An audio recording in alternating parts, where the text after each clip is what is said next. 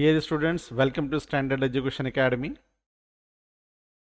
So today I am going to give the demo of, not demo exactly, the complete introduction part of bank reconciliation statement. Okay, bank reconciliation statement. ये bank reconciliation statement क्या है? Okay, so just wanted to tell you clearly that ये bank reconciliation statement बहुत confusing chapter है students के लिए जो थोड़ा बेसिक्स नहीं जानते ना। इंटरमीडिएट में भी बहुत सारे स्टूडेंट्स ये चॉइस में छोड़ दिए और मेरे पास कंटिन्यू ये स्टूडेंट्स बोलते ही सर इंटर में नहीं करे थे, इसके चॉइस में 3 कॉलम कैशबुक था और वो दूसरे चैप्टर्स थे, हम कर दिए बल्कि। Okay, so here what is called a bank reconciliation statement? As you are seeing on the screen, a bank reconciliation is the process of comparing a company's internal accounting records, that is cash book, with its bank statement to ensure the balances, okay, match and identify the discrepancies. A bank reconciliation statement is a document that summarizes the comparison, highlighting differences due to timing, errors and omissions. ये आप अच्छे से थोड़ा देख लीजिए तो आपको थोड़ा समझ में आ जाता। क्लियर? नाउ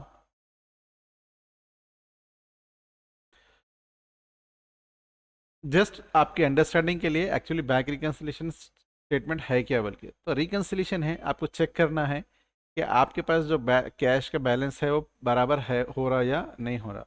एक एग्जांपल देता हूँ मैं आपको, ठीक है ना। सपोज से example, you are having in your pocket, आपके पास मोबाइल है, तो मोबाइल में क्या कर रहे हैं अपन, गूगल पे कर रहे हैं ना, जी पे, ओके, जी पे, गूगल पे। सपोज से example in the 1 month, completely एक महीने में अगर आप सोच रहे कि भाई मेरे पास ओपनिंग में बैलेंस कितना था, तो सपोज से एग्जांपल एट द शुरू में, first at the beginning of the month, if you are having 50,000 and now at the end you are having 10,000. It means that 40,000 you have incurred. अरे 40,000 बहुत ज़्यादा हो गया, मैं इतने खर्चा नहीं करा था बोले तो पीछे गूगल पे की हिस्ट्री में जाना, जाके पूरा चेक करना, देखना, अरे एक मेरे फ्रेंड को मैं क्या करा, ठीक है ना, 8,000 रुपये उसको हेल्प करा, 8,000 रुपये उसको दिया एज ए, ठीक है, हैंड लोन, फिर मैं उससे ले लूँगा तो सीधा सीधा 8,000 रुपीज़ का तो एक डिफरेंस निकल के आ गया। ऐसे ही आपको क्या करना है, डिफरेंसेस फाइंड करना है। क्लियर? तो जस्ट मैं एक छोटा सा एक दिया था आपको, आइडिया हो गया अभी। रिकन्सिलेशन क्या करना है, मीन्स चेक करना है आपको डिटेल के क्या रीजंस की वजह से ये एग्री नहीं हो रहा। ओके, तो here see transactions for the month of November 2025, नवंबर 2025 के ये ट्रांजैक्शंस देखिए। अभी ये मैं जस्ट अपने ओन से बनाया, कहीं पर भी आपको नॉर्मल दिखता नहीं ऐसा। Bank column of cash book, you are finding here bank column of cash book कौन ओके बनाते हैं, businessman. And bank statement obviously जिसको हम पासबुक भी बोलते हैं, और ये देता है आपको बैंकर, ठीक है। जो भी बैंकर के पास अपने पास ICICI के हमारे जो भी बैंक है, उसको वो बैंकर को हम बोल दिए तो स्टेटमेंट हमको आ जाता ना। अब बहुत अच्छे से स्टोरी सुनिए आप, तो आपको पूरा डिटेल में समझ में आ जाता कि ये बैंक रिकन्सिलिएशन स्टेटमेंट है क्या। फर्स्ट यहाँ पर बिगिनिंग में 1 नवंबर को 40,000 रुपीज़ बैलेंस दिख रहा है आपके पास बुक में, bank column of cash book में। सेम बैलेंस फर्स्ट ओके नवंबर को बैंक में भी दिख रहा 40,000 रुपीज़ बैलेंस। क्लियर? यहाँ पर कैश में देखिए मैं एक ही काम कर दिया, कैश में क्या करा, 40,000 दिया, और जो भी पेमेंट्स है उसको मैं क्या कर दिया, रेडिंग से कर दिया, ठीक है। और जो भी मैं अपने फेवर में है, रिसिप्ट्स में है, उसको ग्रीन से कर दिया। सेम बैंक में भी देखिए आप, बैंक के साइड में भी क्या है, बैंक स्टेटमेंट में रेड से जो दिख रहा है वो विड्रॉवल्स है, ये कॉलम है ना, विड्रॉवल्स का कॉलम, ये रेड में कर दिया। और ये डिपॉजिट्स है, बैंक में पैसे आए हैं हमारे फेवर के लिए तो ऐड हो रहे, वो ग्रीन में कर दिया। क्लियर? जो ब्लू में दिख रहे वो बैलेंसेस है। Okay, now date wise check करेंगे तो 1 नवंबर को कैश बुक में और पासबुक के स्टेटमेंट में सेम है 40,000 40,000। नाउ एक चेक है, ठीक है, bank column of cash book में 2 नवंबर, 2 नवंबर cheque issued to mister Raj. Mister Raj को क्या करे, चेक इशू करे, कितने का, 10,000 का। हम चेक इशू करे तो बैंक से जाके वो पेमेंट ले लिया क्या? हाँ ले लिया। तो यहाँ पर देखिए ये बैंक में पेमेंट जाके ले लिया, ओके 10,000 बराबर है, ठीक है। देन सेकंड, फिर क्या हो गया, 4th के दिन हम क्या करें, एक चेक इशू करें, cheque received, we have received one cheque, cheque received from mister Rahul, send to bank for collection. Rahul के पास से चेक लिए और बैंक को हम सेंड करें, सेंड टू बैंक। तो वो राहुल 9th के दिन गया बैंक से, क्या करा, ओके राहुल का चेक जो था हमारे पास, बैंक को हम सेंड करें, तो बैंक वाले क्या कर दिए, राहुल का चेक पैसे आ गए बोल के, डिपॉजिट हो गए बोल के बैंक वाले क्रेडिट कर दिए, 55,000 बैलेंस दिख रहा। 40 में से पहले 10 गए थे, 30, देन 30 में 25 प्लस ऐड कर दिए 55, okay. Now then what is the next story. अब ये 4th के दिन हो गया, ये भी आपका 5th का डेट हो गया, 9th का डेट हो गया। अब पासबुक में 15th के दिन एक, ठीक है नहीं, अमाउंट दिख रहा है आपका, ओके, बाई मेंटेनेंस एक्सपेंसेस बोल के विड्रॉल है, वो चेक है। बट यहाँ पर कहीं पर भी आपके पास 5,000 रुपीज़ का दिख रहा है क्या? नहीं नहीं दिख रहा आपके पास, ठीक है। ऐसी ही एक और एक है 23rd के दिन, चेक इशू टू सलमान 14,000, वो चेक यहाँ पर आपके पास नहीं दिख रहा, कहाँ पर, पासबुक में नहीं दिख रहा। Then cheque received from Zoya 12,000, and 28 के दिन मिस, ठीक है, Zoya cheque, okay, send to bank for collection, वही 12,000 का, तो बैंक में नहीं दिख रहा। Now what is the balance left, तो यहाँ पर पासबुक में देख लीजिए आप, मेंटेनेंस एक्सपेंसेस 5,000 जगह आपके पास कैश बुक में नहीं दिख रहे। देन रोहित का चेक 30,000 एक है, रोहित शर्मा, भाई रोहित शर्मा कस्टमर है हमारे, डायरेक्टली हमारे बैंक में पैसे आ गए, वो कस्टमर डिपॉजिट कर दिया, बट हमारे को वो नॉलेज नहीं है, हमारे पास वो नहीं दिख रहा, क्लियर। नाउ उसके बाद नीचे बैंक चार्जेस है, बैंक चार्जेस काफ़ी सारे सर्विसेज बैंक प्रोवाइड कर रहा है, इसलिए वो चार्ज करा, उसके लिए बैंक चार्जेस वो ले लिया, वो उसकी इन्फॉर्मेशन हमारे पास नहीं है, ये भी डिफरेंस है। डिविडेंड्स कलेक्टेड, कोई कंपनी में हम इन्वेस्टमेंट्स करें, शेयर्स वगैरह खरीदे, तो उसके रिटर्न जो आते हैं उसको बोलते हैं हम डिविडेंड्स। व्हेन वी, ठीक है नहीं, invest in any other companies in the shares, then we will get the dividends, वो बैंक में क्रेडिट हो गया dividends 3,000 rupees, but we are not having the information, so we have not written in the our bank column of cash book। तो now अभी देखिए कितने चीज़ें bank में मैच हो रहे हैं और कितने नहीं हो रहे। मैं जब स्ट्राइक ऑफ कर देता हूँ, जो मैच हो रहे हैं वो स्ट्राइक ऑफ कर देता हूँ, ठीक है। ये मिस्टर राज का, ठीक है, ये राज का है, स्ट्राइक ऑफ कर देता हूँ, ओके, ठीक है। तो ये राज का है 10,000, और यहाँ पर भी 10,000, ठीक है, राज का हो गया। देन ये राहुल का चेक था 25,000 का, राहुल का चेक, यहाँ पर भी राहुल का चेक 25,000 हो गया, ठीक है। उसके बाद मेंटेनेंस एक्सपेंसेस का पासबुक में है लेकिन कैश बुक में नहीं है। सलमान का 14,000 कैश बुक में है लेकिन पासबुक में नहीं है। जोया का 12,000 कैश बुक में है लेकिन पासबुक में नहीं है। रोहित शर्मा का पासबुक में है लेकिन कैश बुक में नहीं है। और बैंक चार्जेस पासबुक में है लेकिन कैश बुक में नहीं है। डिविडेंड्स कलेक्टेड पासबुक में है लेकिन कैश बुक में नहीं है, ठीक है ना। Clear, one after one, one after one, एक एक एक एक समझ में आ गया कि यहाँ पर किस लिए है और वहाँ पर किस लिए नहीं है। अभी मैं एक बताता हूँ आपको कि ये जो आपको दिख रहा, ओके, ठीक है, सलमान का चेक इशू करें हम 23rd को, तो वो ये नवंबर में नहीं लिया पेमेंट, मे भी हम बाद की डेट का इशू करे होंगे, तो फिर वो क्या करता सलमान, नेक्स्ट दिसंबर की फर्स्ट वीक में जाके लेता होगा। तो अभी तो नवंबर में चेक नहीं है, ये एक डिफरेंस है, ब्लू से टिक कर रहा हूँ मैं। देन ऐसे ही मेंटेनेंस का एक्सपेंसेस का हम एक चेक दे दिए, पेमेंट हो गया बैंक में, बट हमारे पास कैश बुक में हम लिखना भूल गए, ये थोड़ा हम भूल गए लिखना। हमारे पास कैशियर जो था बंदा, चेक इशू करा मेंटेनेंस एक्सपेंसेस का 5,000, बट कैश बुक में एंट्री नहीं करा। अब ये एक जो दिख रहा है आपको, ओके, रोहित शर्मा कस्टमर, ये कस्टमर हमारे पास से क्रेडिट में गुड्स लिया था, वो बंदा क्या करा, अपना अकाउंट नंबर है तो डायरेक्टली, जैसे कि मैं गूगल पे अपन नॉर्मल करते रहे भाई, मैं अभी ठीक है नहीं, नेटवर्क नहीं है, मैं घर जाके गूगल पे करता हूँ, जाके गूगल पे कर देते हैं अपन। ऐसे ही क्या है, ये पेमेंट बंदा क्या करा, कस्टमर हमारा डायरेक्टली हमारे बैंक अकाउंट में डिपॉजिट कर दिया। जैसा बैंक अकाउंट में डिपॉजिट कर दिया, हमारे को तो नॉलेज नहीं है इसकी, तो ऐसे ही ये एक हो गया आपका। बैंक चार्जेस में जैसे बताया कि सिर्फ पासबुक में ही रहता है, ये क्यों, बैंक इमीडिएटली जो भी सर्विसेज करता है उसके बैंक चार्जेस ले लेता। तो we are not having any information, we have not recorded in the cash book.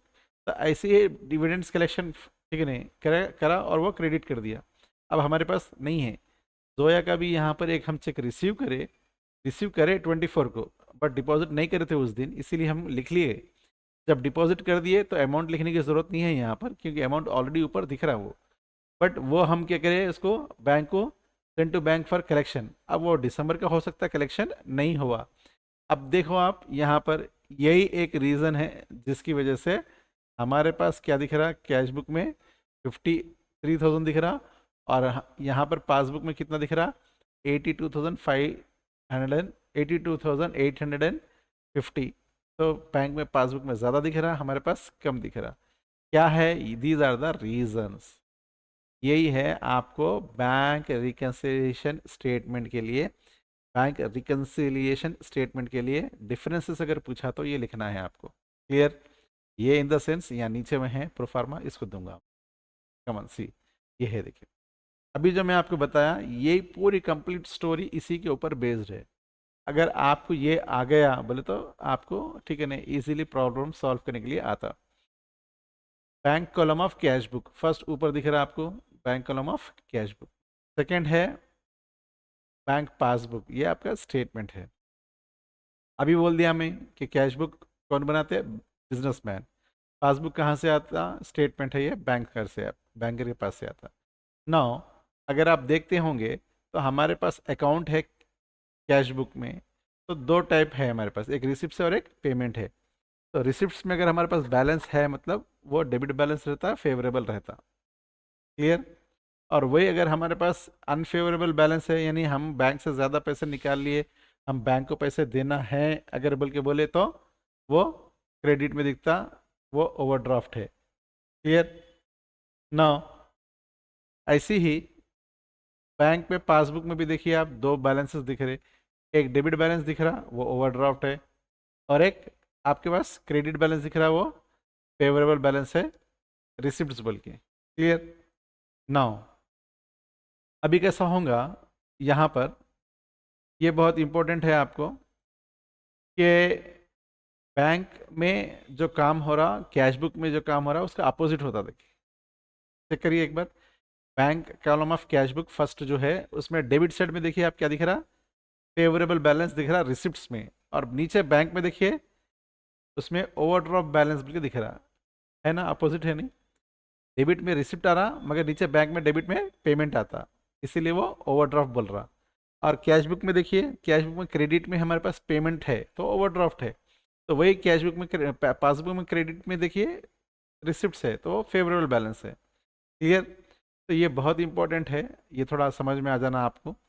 बहुत सिंपल भी है कि बैलेंसेस क्वेश्चन में कुछ भी दे सकता, balance as per cash book, debit balance as per cash book, या debit balance as per passbook, credit balance as per okay cash book, या credit balance as per passbook. ये चार बैलेंसेस में से कोई भी बैलेंस देके क्वेश्चन पूछ सकता। ऐसा डेबिट क्रेडिट बैलेंस ही बोलना ज़रूरी नहीं है, फेवरेबल बैलेंस, ओवरड्राफ्ट बैलेंस ऐसा भी बोल सकता। क्लियर। आप कुछ भी बोलने दीजिए, आपको ये डिफरेंसेस जो मैं पीछे अभी एक्सप्लेनेशन दिया वो समझ में आना चाहिए। क्लियर ना। थोड़ा मैं ब्लू इंक से थोड़ा टिक करता हूँ, आपको एक एक समझ लीजिए। हमारे पास हम चेक इशू करते तो क्लियर, क्रेडिट में देखिए चेक हमने इशू किया, cheque issued but not presented for payment. Okay, नीचे overcast credit side of the cash column of cash book, bank column of cash book. देखिए ओवरकास्ट, ये ओवरकास्ट क्या है बोले तो क्रेडिट साइड में, बैंक के ठीक है, क्रेडिट साइड में हम लिखे कैश बुक के क्रेडिट साइड हम लिख रहे ओवरकास्ट। ओवरकास्टिंग मीन्स हम ज़्यादा लिख दिए। सपोज से एग्जाम्पल एक चेक है 900 रुपीज़ का, तो 900 लिखना है, बट अनफॉर्चुनेटली बाई मिस्टेक क्या कर दिए, 9000 लिख दिए। तो कितना हो गया वो, 9000। तो यहाँ पर क्या होगा आपका, 900 का 9000 लिख दिया आप, जो कि 8100 रुपीज़ एक्स्ट्रा लिख दिए। ये है ओवरकास्टिंग। ये ओवरकास्टिंग डेबिट साइड भी हो सकती है, ओवरकास्टिंग क्रेडिट साइड भी हो सकती है, दो साइड भी ओवरकास्टिंग हो सकती है। ओवरकास्टिंग का मीनिंग सेम है। आप ओवरकास्टिंग बोला तो वहाँ का वहीं लिख देना। अब देखिए ये क्रेडिट साइड का ओवरकास्टिंग बोला और ये डेबिट साइड का ओवरकास्टिंग बोला, तो वो ओवरकास्टिंग हमेशा सेम साइड आता। Clear now. नीचे देखिए अंडरकास्टिंग बोला, undercast of debit side of the bank column of cash book. ये अंडरकास्ट क्या है, अंडरकास्ट मतलब कम लिखना है। अभी अपन उल्टा कर दीजिए अपने एग्जाम के लिए। अभी हम क्या करें, 900 रुपीज़ से चेक है बोल के बताए, तो वो 900 रुपीज़ से चेक को एक जीरो बढ़ा के 9000 कर दिया उन्हें। अब क्या कर दिया, वो 900 रुपीज़ के चेक को एक जीरो कम करके 90 रुपीज़ कर दिया। अब 900 के चेक को क्या कर दिया बंदा, 90 रुपीज़ कर दिया। तो कम लिख लिया ना, उसको बोलते अपन अंडरकास्टिंग बोलते हैं, अंडरकास्ट करना, कम लिखना। तो ये अगर अंडरकास्ट कर रहे तो अपोजिट करना। डेबिट का अंडरकास्ट क्या करना, आप क्रेडिट साइड लिखना। देखिए डेबिट का अंडरकास्ट क्या करना, आप क्रेडिट साइड लिखना, और क्रेडिट का अंडरकास्ट क्या करना है, डेबिट साइड लिखना है। ये प्रोफार्मे को नीटली अच्छा, आप मैं स्पेस दिया वहाँ पर मटेरियल में, नीटली अच्छा क्या करेंगे, उसको ड्रॉ करेंगे और इसको अच्छे से प्रैक्टिस करेंगे।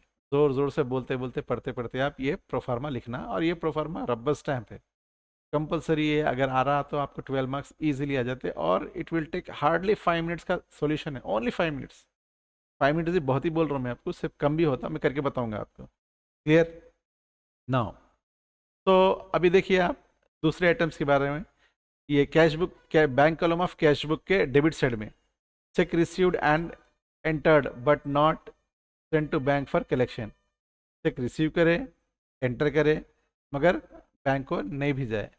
फिर सेकंड वाला, cheque issued send to bank but not collected, हम बैंक को भेजाए भी वो कलेक्शन नहीं हुआ।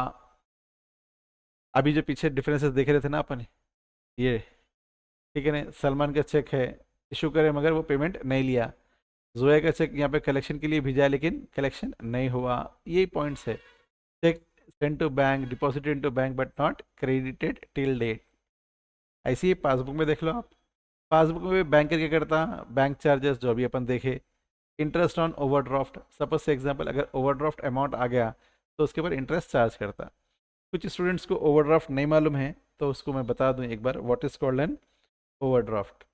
ओडी किसको बोलते हैं, OD overdraft, overdraft balance.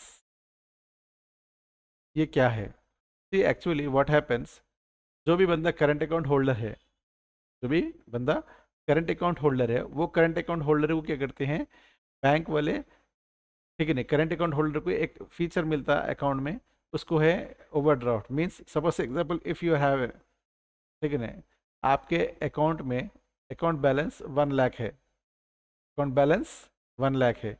Now you have withdrawn, या चेक इशू कर दिया आप, चेक इशूड, कितने का करें, 1.5 लैक्स, 1.5 लैक्स का चेक इशू कर दिए।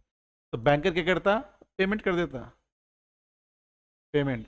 बट 50,000 क्या दिखता आपका, ओवरड्राफ्ट। ये 50,000 जो एक्सेस आप बैंक से निकाल लिए हैं, 1 लाख आपके अकाउंट में था मगर 1,50,000 का आप चेक इशू कर दिए, तो बैंक पेमेंट कर दिया लेकिन 50,000 माइनस में दिखता, वो माइनस कुछ क्या बोलते हैं अपन, ओवरड्राफ्ट। क्लियर। तो अब बैंक वाला ओवरड्राफ्ट दिया है तो उसके लिए क्या करेंगे, उन्हें इंटरेस्ट भी चार्ज करता है। ठीक है, राइट। तो हियर यहाँ पर आके इंटरेस्ट ऑन ओवरड्राफ्ट दिख रहा है यहाँ पे आपको, interest on overdraft. Bank will, ठीक है ना, मेक सर्टेन पेमेंट्स, बैंक वाले पेमेंट भी करते हैं। तो insurance premium paid and debited in the passbook, वो कैश बुक में उसको एडियन नहीं रहता इसलिए वो नहीं दिखता वहाँ पर। एनी अदर पेमेंट, अगर बैंक वाले को कोई दूसरा पेमेंट बोले, आप इलेक्ट्रिसिटी बिल बोलो या कोई और दूसरे पेमेंट्स बोलो, वो भी कर देता। Wrong debit given by banker, जैसे कि ऊपर हो रहा था, यहाँ पर भी बैंक से गलती होती तो रॉन्ग डेबिट दे दिया। क्रेडिट साइड में देखिए इंटरेस्ट ऑन इन्वेस्टमेंट्स, इन्वेस्टमेंट्स के ऊपर क्या है, इंटरेस्ट। तो हम कहीं पर भी मार्केट में कोई भी कंपनी में हम इन्वेस्टमेंट करें, उसके ऊपर हमको इंटरेस्ट आ रहा, हम we have given the bank details, वो अपने अकाउंट में क्रेडिट हो जाते। तो interest on investment collected and credited in the passbook. ऐसे ही शेयर्स के ऊपर जब इन्वेस्टमेंट करते हैं तो जो अपने को रिटर्न आता है उसको बोलते हैं हम dividends. Dividends on shares collected and credited in passbook only. Clear? उसकी इंफॉर्मेशन आइडिया हमको कैश बुक में नहीं रहता। Cheques directly deposited by customer, अभी पीछे देख रहे थे हम एक रोहित शर्मा, ठीक है ना, किसका था वो चेक? ओके, हाँ रोहित शर्मा कस्टमर एक directly deposited cheque in, okay, bank. तो हमारे को आइडिया नहीं है, तो सिर्फ बैंक में ही दिख रहा।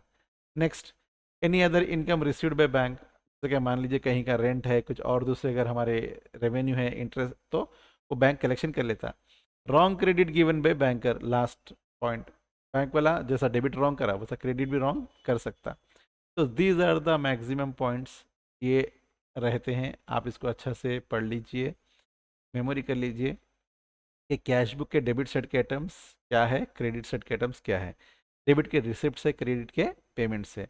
फिर पासबुक के देखिए डेबिट साइड में पेमेंट से, क्रेडिट साइड में रिसिप्ट से। ये इतने ही आइटम्स है, ज़्यादा नहीं है। देखिए क्रेडिट में देखिए यहाँ पे देखिए इधर, ओके, मैक्सिमम 1 2 3 4, 4 स्टार से, 4 पॉइंट से, इधर 3 पॉइंट से, ख़त्म। कैश बुक में सिर्फ इतना ही है। और पासबुक में भी देखिए यहाँ पर डेबिट साइड में 1 2 3 4 5, एक 5 इधर पॉइंट से, और यहाँ पर 1 2 3 4 5, एक 5 पॉइंट्स इधर है, ख़त्म। आप प्रॉब्लम्स करते करते आपको अच्छे से समझ में आया था, अरे इतना ही है क्या बोल के। Clear? So this is the introduction part what I have given to you. So my dear students, please take it very serious. आप सीरियस होके अच्छा से देखिए इसको, तो आपको समझ में आता। ये इंट्रोडक्शन पार्ट है, इसको इजी मत लीजिए। अगर ये नहीं आया तो फिर आपको कुछ भी समझ में नहीं आता। क्लियर? बहुत इंटरेस्टिंग टॉपिक और बहुत अच्छे टॉपिक है, और बहुत इम्पोर्टेंट भी टॉपिक है ये। क्लियर? तो वंस अगेन थोड़ा ब्रशअप कर दूँ मैं। बैंक रिकन्सिलिएशन स्टेटमेंट, सिर्फ कंपैरिजन करना है, अपने को चेक करना है कि बैंक का बैलेंस कैश बुक से हमारा टैली हो रहा है या नहीं हो रहा। तो मैं यहाँ पर आपको ये स्टेटमेंट बताया था, कुछ हम चेक्स इशू करें अगर बैंक में पेमेंट्स नहीं लिए, जैसे कि सलमान को 23rd के दिन। फिर कुछ चेक रिसीव करें हम जोया का, सेंड भी करे बैंक में, लेकिन वो क्रेडिट नहीं हुआ। क्यों? बिकॉज बैंक वाला तभी क्रेडिट करता जब उन्हें कलेक्शन हो जाता। क्लियर? अब तो हम बैंक को भी जाते हैं, हम लिख दे रहे, तो ये डिफरेंसेस दिखते नॉर्मली। क्लियर? उसके बाद ये प्रोफार्मा बहुत इंपॉर्टेंट है, बोला मैं आपको। तो ये प्रोफार्मे को क्या करेंगे आप लोग, सब लोग जल्दी से अच्छा नीट अच्छे से कॉपी कर लेंगे। क्लियर? तो अगर नीट कॉपी कर लेंगे 2 3 टाइम्स अच्छा से प्रैक्टिस करिए इसको, ठीक है? Okay, right, come on. तो I will wind up here the introduction part. Don't take that much, full stress लेने की ज़रूरत नहीं है। आराम से 2 से 3 बार सुनिए, रिपीट करिए उसको, उसके बाद में समझ में ईजिली आ जाता। फिर उसके बाद क्या करिए, आप प्रैक्टिस करिए, ठीक है? राइट। तो इसके साथ में मैं जो प्रॉब्लम्स वाला रहेगा पार्ट, वो शॉर्ट के प्रॉब्लम्स और लॉन्ग के प्रॉब्लम्स मिला के एक ही बार वाइंड अप कर देंगे दूसरी वीडियो में, ठीक है? Okay my dear students, take care, bye bye.